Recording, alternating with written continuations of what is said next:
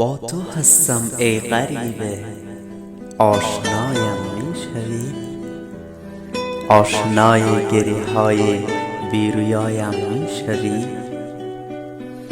من تمام درد باران را خودم فهمیدم، مثل باران آشنای بی صدایم میشوی؟ روزگار، این روزگاری بی خدا تا زنده است ای غریب و آشنا، آشنای با خدایم میشوی؟